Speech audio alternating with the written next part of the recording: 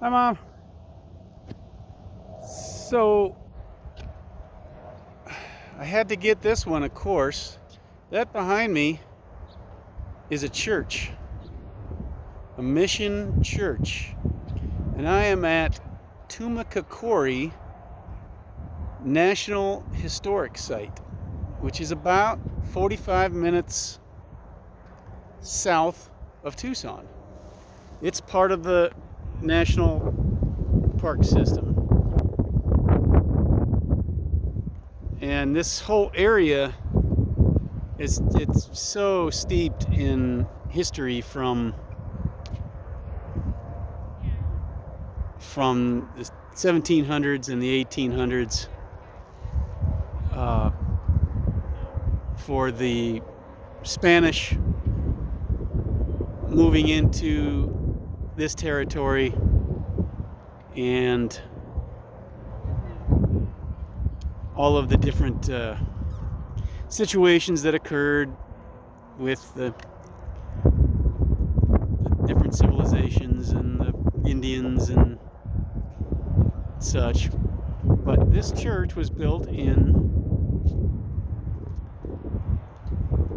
started to be built in actually 1800, 1800. I'm going to take you inside for a quick little view.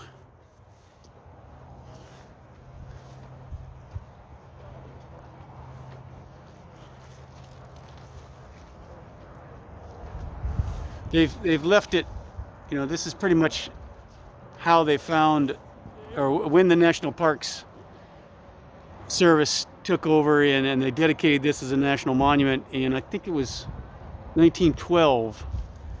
Of course, they restored some things and fortified some things, but for the most part, they left it as they found it. And so this goes back to, this is a Catholic church, of course. This goes back to, first it was the Jesuits at this mission. Usually about 300 people lived here, missionaries as well as the Indians.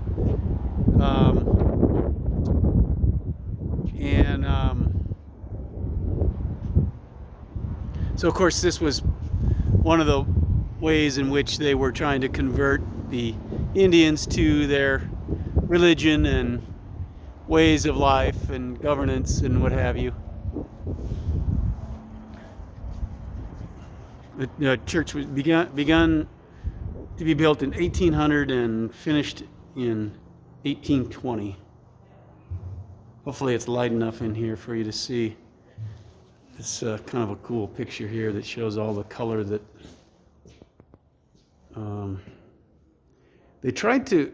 One of the interesting things I found was that they tried to incorporate a lot of color. The Spanish tried to incorporate a lot of color with their churches, this new church and these new churches, from what they were accustomed to with just basically whites and grays and such. Because all the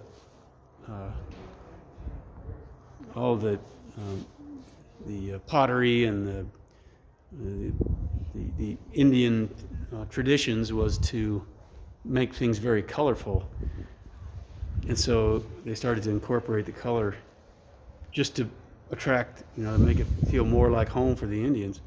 That is actually a choir loft that they had, and so now it, of course, doesn't resemble at all a choir loft because it's not even there, but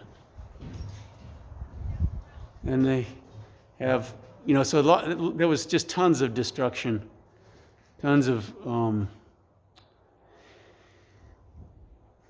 graffiti, and for the longest time, for probably 100 years, it just, that roof wasn't even there.